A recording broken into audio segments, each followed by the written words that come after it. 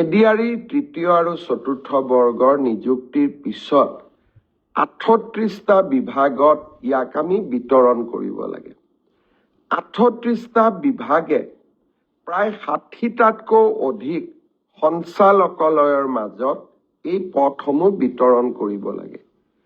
তাৰ পিছত তেওঁলোকক আকৌ অসমৰ বিভিন্ন জিলাত ভাগ কৰি আমি নিযুক্তি দিব লাগে। জিলা বিষয়াসকলে তেওঁলোকক ব্লক বা আন আৰু তলৰ কাৰ্যালয়লৈকে প্ৰেৰণ কৰিব লাগে। ই এটা ডাঙৰ প্ৰক্ৰিয়া। ইয়াৰ মাজতে দিব্যাংগ যিসকল 3% দিব্যাংগ যিসকলে চাকৰি পায় তেওঁলোককো আমি মেডিকেলি আৰু এবাৰ পৰীক্ষা কৰিব লাগে গুৱাহাটী চিকিৎসা মহাবিদ্যালয়। এই গোটেই প্ৰক্ৰিয়াখিনি সমাপ্ত কৰোঁতে আমি ডিচেম্বৰ মাহলৈকে আমাক সময় লাগিব। জানুৱাৰী মাহৰ 10 তাৰিখৰ আগতে আমি চতুৰ্থ বৰ্গ এডিআৰই যিসকলে উত্তীৰ্ণ হৈছে তেওঁলোকক আমি নিযুক্তি পত্ৰ দিম আৰু জানুৱাৰী মাহৰ 15 তাৰিখৰ আশে-পাশে তৃতীয় বৰ্গত যিসকলে উত্তীৰ্ণ হৈছে তেওঁলোকক আমি নিযুক্তি পত্ৰ বিতৰণ কৰিম। ইয়াৰ পিছত আৰু কেইটামান বিভাগৰ নিযুক্তি পত্ৰ আছে।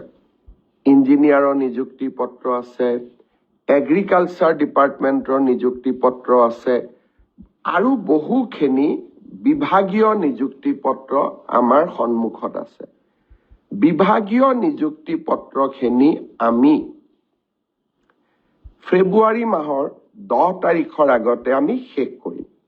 কাৰণ নিৰ্বাচনৰ মডেল কোড অফ কণ্ডাক্ট যোৱাবাৰ 27 ফেব্ৰুৱাৰীত আহিছিল আৰু সেইকাৰণে আমি অত্যন্ত সচেতন যাতে মডেল কোড অফ কণ্ডাক্ট অহাৰ আগতে আমি নিযুক্তি পত্ৰসমূহ দি সমাপ্ত কৰিব পাৰোঁ। সৰ্বশিক্ষা অভিযানৰ যিসকল শিক্ষক স্পেচিয়েল ৰিক্ৰুটমেণ্ট ড্ৰাইভৰ জৰিয়তে চৰকাৰলৈ আহিব তেওঁলোকৰো নিযুক্তি পত্ৰ প্ৰদানৰ প্ৰক্ৰিয়া আমি ফেব্ৰুৱাৰী মাহৰ 10 তাৰিখৰ আগতে শেষ কৰিম। আপোনালোক নিশ্চিত থাকক, সকলোৱে নিযুক্তি পত্ৰ পাব যিসকলে উত্তীৰ্ণ হৈছে।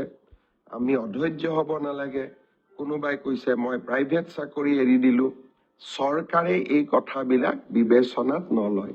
চৰকাৰে মাত্ৰ যাতে আপোনালোকে চাকৰি কৰাৰ পিছত দৰমহা পায়, পেঞ্চন পায়, চাকৰি কাৰ্যকালত যাতে বিপদত নপৰে সেইকাৰণে আমি নিযুক্তি পত্ৰসমূহ ভাবি চিন্তি আমি সুন্দৰ কৰি দিব যত্ন কৰোঁ আৰু অকণমান ভাল কৰি দি থকাৰ কাৰণে যোৱা 5টা বছৰত মোৰ চৰকাৰৰ দিনত কোৰ্টত কেছ হোৱা নাই, নতুনকৈ চাকৰি পোৱা ল'ৰা ছোৱালীয়ে কষ্ট পোৱা নাই আৰু এটা সুন্দৰ ব্যৱস্থা এটা আমি অসম চৰকাৰৰ ভিতৰত আমি নিৰ্মাণ কৰিব পাৰিছোঁ আৰু তাৰ ফলাফল আজি সকলোৱে লাভ কৰিছে।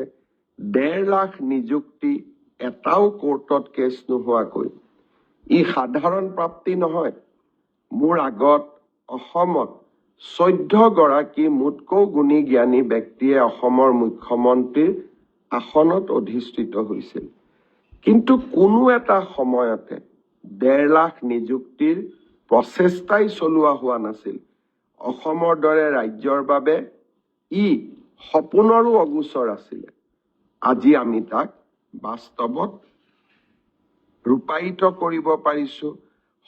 সপোন লগা কথাবিলাক আজি আমি বাস্তৱত প্ৰয়োগ কৰিব পাৰিছোঁ, সফল হ'ব পাৰিছোঁ।